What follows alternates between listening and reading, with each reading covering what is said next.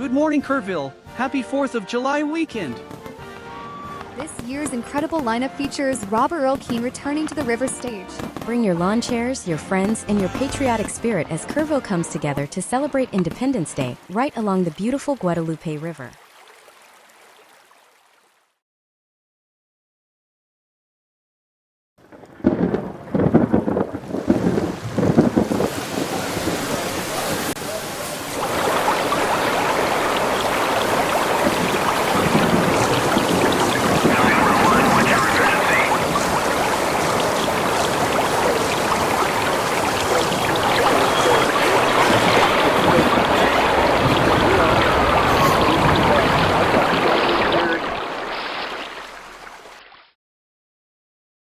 It came in the darkness, the river rising with such sudden force and swift ascension that entire communities were overtaken before many even realized the danger had arrived.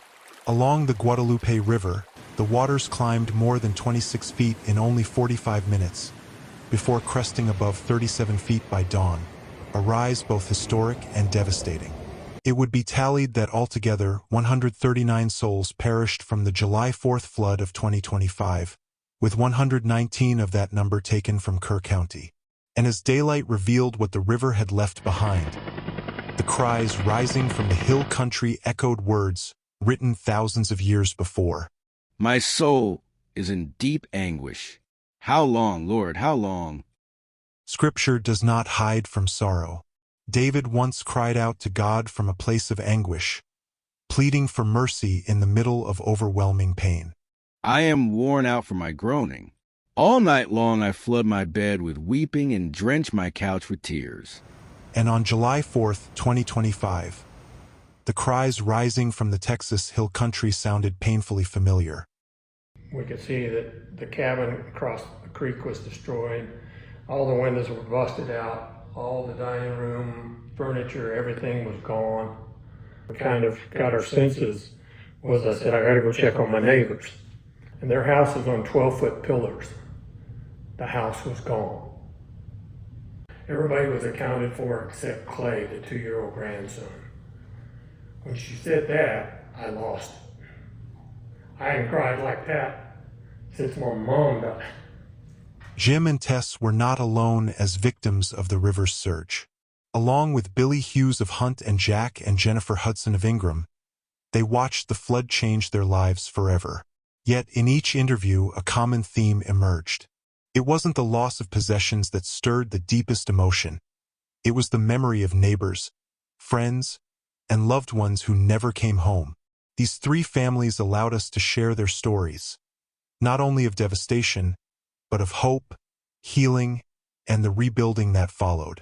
The worst part of everything is I heard an adult male outside frantically hollering, "Help me, help me."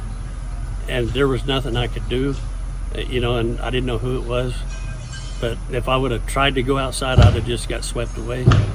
So I just stayed there. And then later when the water went down, I realized it was my neighbor who needed help trying to get his wife out of bed. And his house was so messed up. I literally, didn't matter what it was, I had to throw it out of the way and make a trail back to her bedroom to get her out. And Jack and Jennifer Hudson of Ingram. Halfway up our door is filled with water. You can't open a door. You can't get out. And our back door broke, and the refrigerator went through a window, and the current was in the house, and it was mayhem in the house. Everything was crashing. On the move, like at a torrential rate through the house. We were praying for mercy for all the people on the other side of the road who were in cabins, in RVs and tents and camps, and knowing that their fate was very much worse than ours. So,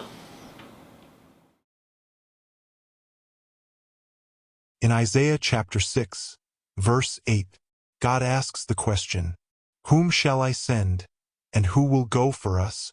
It is a call for a willing servant to go where there is need, even when the road ahead is difficult and uncertain. God does not command Isaiah to go. He simply presents the need. And in the days following the flood, the need was overwhelming. Immediately, neighbors, churches, volunteers, and strangers from across the nation, and even around the world, responded with aid. But this kind of devastation would require more than a moment of compassion. It would require a long obedience to a simple calling, to serve.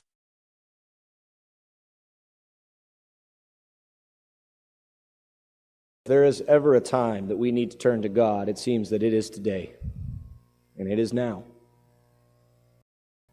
And so my encouragement to you all, my charge to you all is be ready.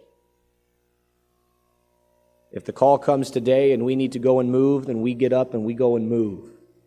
If it comes a week from now, we get up and we go. If it comes a month from now, we get up and go. We don't know how long this process will be, but it is not a sprint. This is going to be a marathon. And we as the Riverside Church of Christ need to be ready to serve and to help and to assist in whatever way is possible.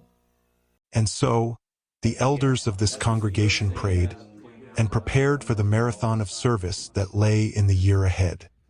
Across the ages, Isaiah's words would echo once again. Here I am. Send me. As the Riverside congregation prayed, worshipped, and looked upward for God's guidance on how best to serve, a team from the Churches of Christ disaster relief effort in Nashville, Tennessee was en route to Kerrville with a truckload of aid. As the disaster relief effort rig rolled into the Riverside parking lot that afternoon, it marked the beginning of what would become an unrelenting wave of compassion. Packed from floor to ceiling were boxes of food, baby essentials, cleaning supplies, wheelbarrows, tools, and countless other necessities destined for families whose lives had been turned upside down, as well as supplies for the first responders who had been working around the clock since the flood. Church members quickly formed long lines, moving with the efficiency of a human conveyor belt. Take one, brother. Our education building, of course, transformed into a warehouse for supplies. And those supplies were stacked 6 and 8 feet high. Throughout that building, we filled up the foyer. It overflowed into the classroom area, so everything had to be pushed aside and made ready so we could stack those supplies, get them organized, and get ready. Bible school classrooms, fellowship halls, and every available corner of the church building were filled with generous supplies. Before long, the overflow spilled into outdoor storage buildings. One of the first things we did was to get the electricians in and put in the electrical supplies out behind the classroom building so they could bring in RVs for their headquarters and then some of their staff. So we got that done on fairly short order so they could prepare to set the stage for having about 60 volunteers in here. They arrived from across Texas and far beyond. Trucks, cars, vans, and trailers streamed in and out of Riverside. Many slept in classrooms, mobile housing units, and RVs, ready to rise the next morning and do it all again. The Riverside Church of Christ had transformed into a 24-hour center of relief, restoration, and hope for a community in desperate need. On July 10th, the Churches of Christ disaster response team rolled out of Dayton, Ohio, and headed for Riverside Church of Christ. It was the beginning of the restoration effort. Riverside Elder Dale Alexander recounts the overwhelming wave of help that soon aided in the cleanup and construction effort. They had quite a number of volunteers come from all over the U.S. pretty much, and they would stay for a few days, and then some more would come and stay for a few days, and they would go out and work in a home, and then there were some members here and some other people locally would come ask us, can we help? And we'd get them with this disaster relief team, and they would also go out and help. With Riverside as the center hub, disaster relief organizations mobilizing skilled volunteers, and contributions arriving daily from across the nation and world, God's provision began to emerge. Behind the scenes, an intricate network of leaders, volunteers, and resources was forming, each with a role to play in the work that lay ahead. Isaiah delivered a direct message from God to the nation of Israel. Your people will rebuild the ancient ruins and will raise up the age-old foundations.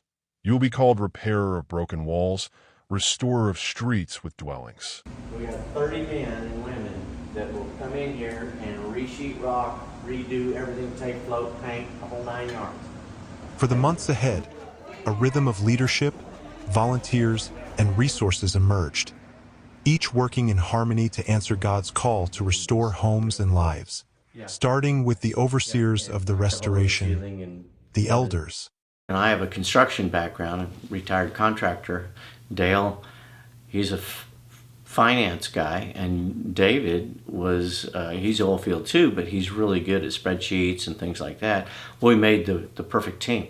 All of us kind of just got together in my truck and went out and just started going house to house.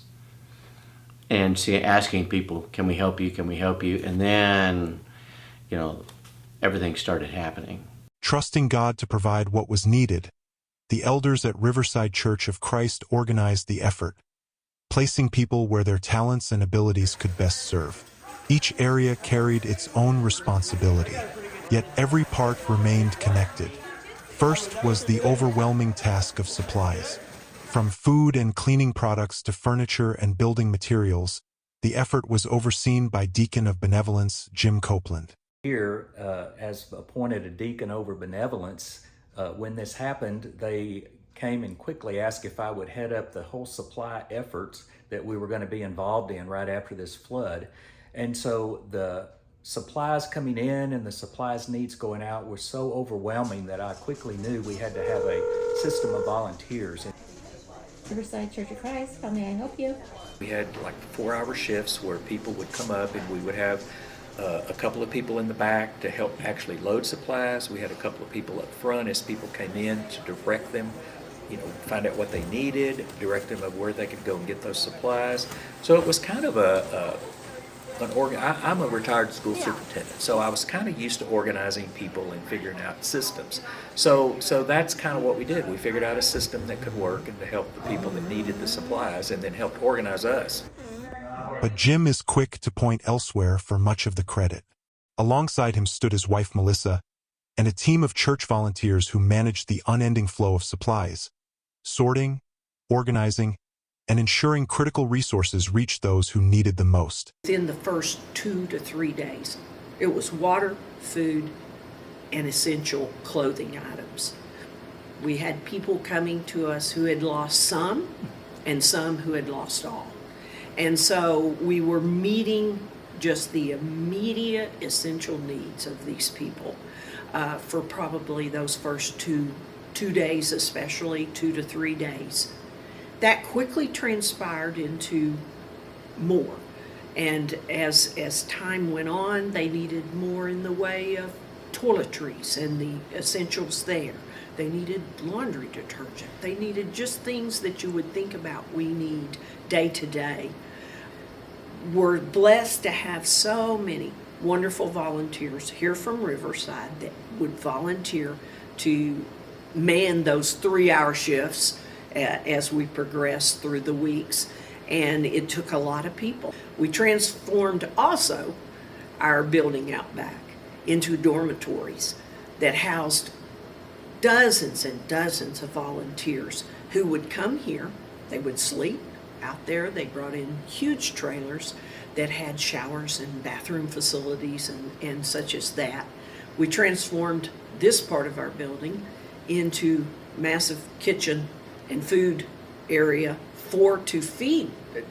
feeding all of those volunteers while they were here. For months, the mission had been to meet immediate needs. But as Jim Copeland recalls, the next phase would prove even greater. The work was shifting from supplies to construction, from relief to restoration. As is normal in this kind of thing, the supplies the mucking out, all the stuff, that cleaning up and everything they had to do, that begins to diminish after a time. And then the rebuilding of homes effort really took hold. And so then it kind of transitioned into us going out after the homes were mucked out, and then what? You have to replace sheetrock, you have to replace flooring, appliances, furniture, all of those. So it kind of developed over time into more of a rebuilding of homes effort. Ron's experience is more along the lines of, he has a lot of construction, background, and so that was great, in helping us. I had access to names of contractors and people that I trusted and I worked with, and of course we had a couple members of the congregation that were contractors, and so getting in touch with them and getting to work. And then all the volunteers that were here, they did a lot of the legwork, because they would go out and do door knocking campaigns, and we have a house here that needs this, we have a house here that needs this. And it was really interesting from a construction standpoint to see what they needed, and they needed most everything. I would go out and drive through the neighborhoods and see who we could help, and then once we established a relationship with people, it was just check on the jobs and make sure everything's going well. I couldn't do it all, so we got some of the deacons involved, and we split the area up into two groups, and Jim and Mitch took over the workload out in the field so that we could focus in here, because there was just so much. Contractors are reporting to us, I need 200 sheets of sheetrock, I need a truckload of insulation, I need paint, I need nails. Yet rebuilding the structure was only the beginning. As Ron Watson recounts, it was the generosity of supporting organizations, providing furniture, appliances, and household essentials that helped turn houses back into homes. It was an ever-changing thing, because you went from helping these people to survive, to live, to, okay, they've got that figured out now. Now we got to figure out how do we get them back in their home or in a vehicle or whatever. And it changed. So we would get the house to a certain point that they could live in it. Then when we got to that point, these other organizations came in and said, hey, we got furniture, we've got appliances, we've got all these things. And they came in on and piggybacked on the others, and that's where we're at now, where we're finishing up with furnishings and stuff like that. As the months unfolded, Elder Dale Alexander found himself wearing many hats. Among the most significant were overseeing furniture efforts and assisting with the financial bookkeeping. And I kind of was dealing with the furniture and then the financial side. I would help Shelley with a lot of the spreadsheets things to kind of help build spreadsheets and help us in managing the funds. And later on we got Karen to help us, and she handled mainly predominantly helping David with his work, and then she's also now helping me with a lot of the work with the furniture. Riverside Church of Christ, how may we help you? First duties basically were just to follow up with the names that were on the list and just to make sure what they needed, and if they said I need everything, narrow that down. What do you need? How many queens? How many full-size beds? Furniture. Do you need everything? Do you just need part of it? So that was my goal, is to get more concrete information so that we could pass it on to Church of Christ Disaster Relief so that we could start getting the furniture in and to meet those needs specifically. We're mid-June, almost a year, and we placed our last order, and I took care of 3 people this morning, and I've got 2 this afternoon. And there's still some people that are just not in their home. Every effort of restoration required more than willing hands. It required order.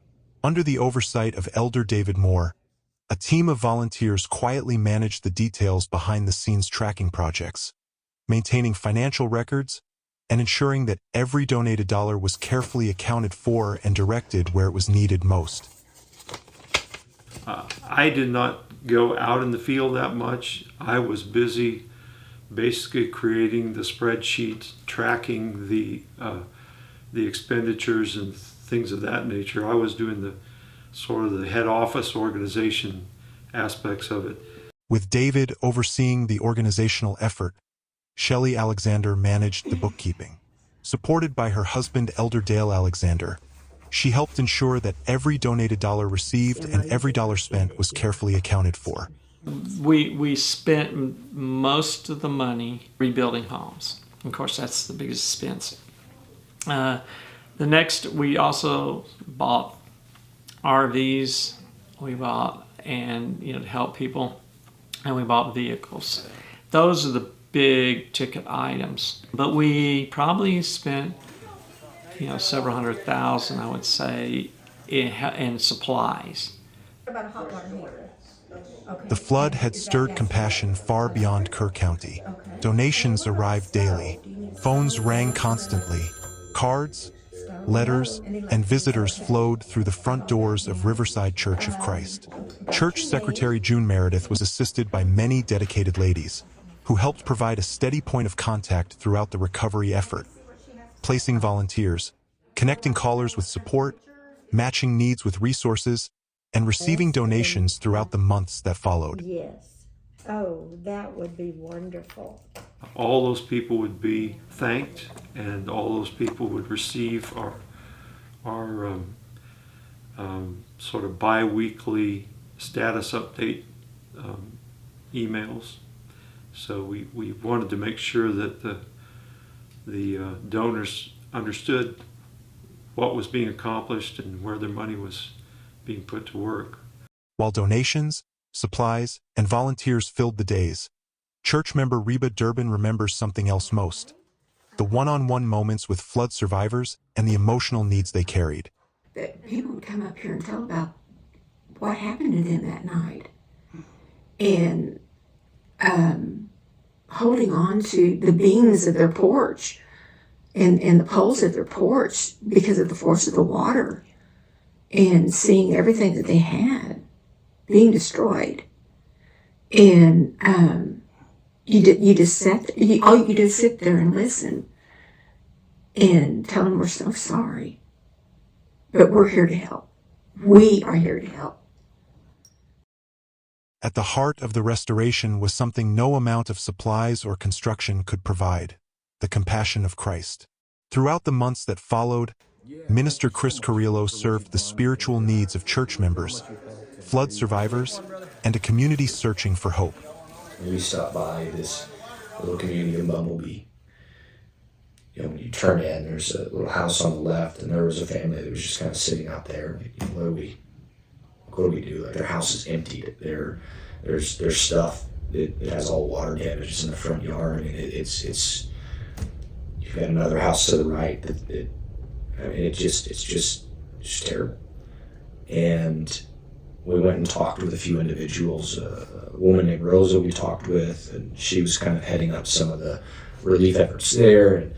And we just hugged and prayed with people. The deepest wounds left by the flood could not be repaired with lumber or supplies. Chris recalls one encounter with Churches of Christ disaster response team field representative Matt Husted as they prayed with a father whose child had been swept away by the river. And as we were about to leave, we saw a couple of people, and we went by and we talked with them. And it was a man, and he was there looking for his daughter. This is about 5 days after. And I remember talking with him, and he said that his daughter had been there with 3 other people, and just hadn't found her. And so I tried to encourage and comfort and said a prayer. And as I was praying, I was asking, please help us to find her alive and return her safely. And the Father kind of interrupts the prayer and says, "It's okay. I'm here looking for her. I know she's dead." And that was hard. He was looking for closure. And so we prayed for him, and I left them. I had to walk away, and I went and I just cried. What else can you do? And I think about a week later, we saw on Facebook that she had been found. They had found her body. You just have to say a prayer of gratitude at that point for the closure. While ministering to the spiritual needs of the community, congregation, and flood survivors, Chris Carrillo became more than the face of Riverside. He became a voice for a story much larger than the flood itself, the story of God's people answering the call to serve.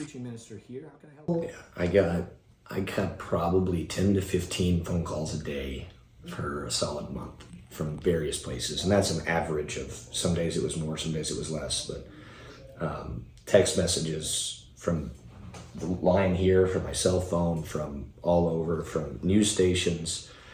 I had radio interviews that I went and did. There was a news station, KSAT from San Antonio. They came out and I talked with them and coordinated that. But we had people from, I think I probably talked to people from at least 20 different states in the United States, from different congregations, and just, hey, we've heard about it, we want to help. What can we do? How can we do that? And so that was humbling. I mean, I think at one point we had done the math, and there were over, I think it was close to 200 congregations in Texas alone, and almost all 50 states were represented by way of support.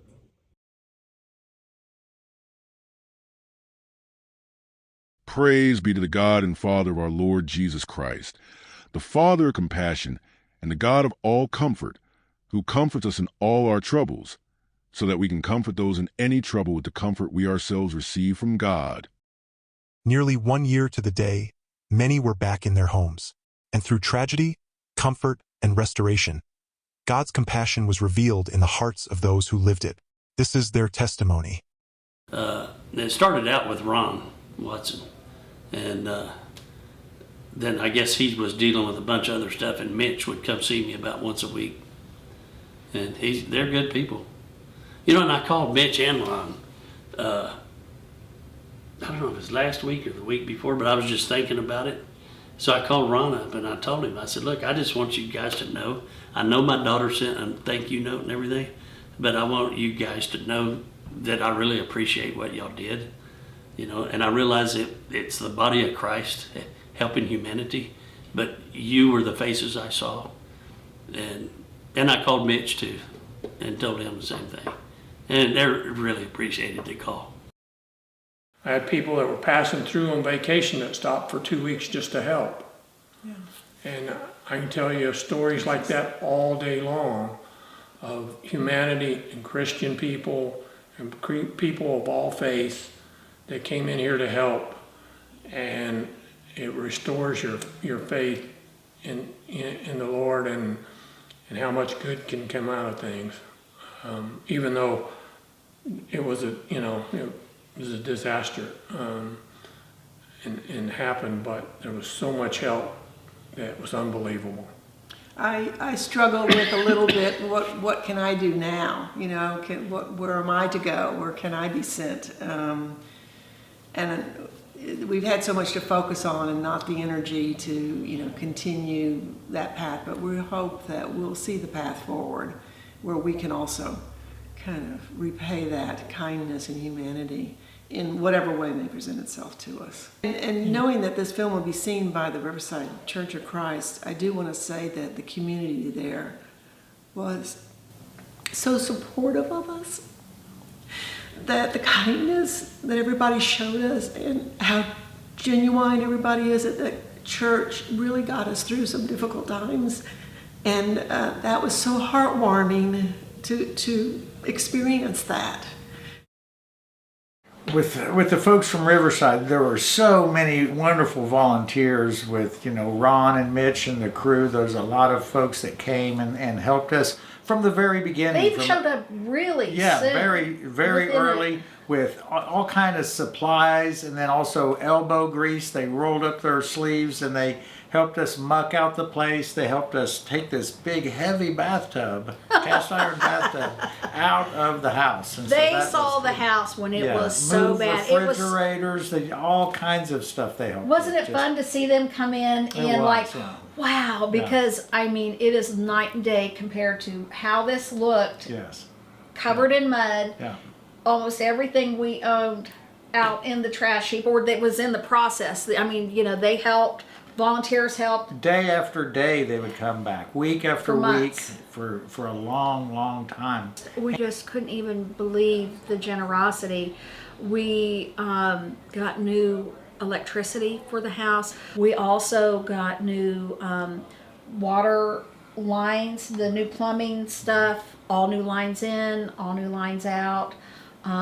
Such huge upgrades for this house that was so old, and it's such a blessing. And our mini splits for heat and air conditioning, they Helped us with that, they provided that for us. They ordered some windows. We moved back into the house February 1st, and Jack reopened his business on April 6th. So God bless Riverside Church and the generous souls that helped us with our recovery, because without them, we wouldn't be where we are today. That's for sure. Yeah. The gratitude of those who survived the waters is only part of the story. For behind every meal served, every home rebuilt, and every burden carried is a God who provides. And through ordinary people, His light shines. You know, that's the part that we really got to put forward. You know, it's God's glory, not us. You know, this church was able to do it not because of us, not because it was because of who we worship. Here am I, send me. So, golly, get choked up thinking about it. But anyway, you know, we made the commitment, and then God did the rest. God brought the opportunity, as sad as it was, but He also brought the resources, and He brought the people. That's the way it works. I think we have a renewed focus on benevolence as a whole, and the needs of the community around us, and the opportunities that we have to work in that field and get out of our comfort zone. And so that's where we're headed. We're headed out of our comfort zone. People were coming here and entrusting us with their lives in a monetary sense, in a physical sense, in a spiritual sense, and it was humbling. And I wasn't equipped for it. Nobody's equipped for it. I really think God has allowed for me to grow through all of this, to be able to minister to people in a different way. Because I've seen what the devastation does, and I've been a part of it now, and so now I'm able to relate to people in different ways and in different capacities, and all of the pain that we go through in life can either build us up or break us down. And if we don't utilize the pain and the hurt in our lives in order to help others, if we don't take the comfort with which God has given us in order to comfort others, what an unbelievably wasted opportunity. And that's what I tried to do, and that's what I think so many here did very well, is we sought to comfort those with the comfort with which we have been comforted by God. Blessed be the time.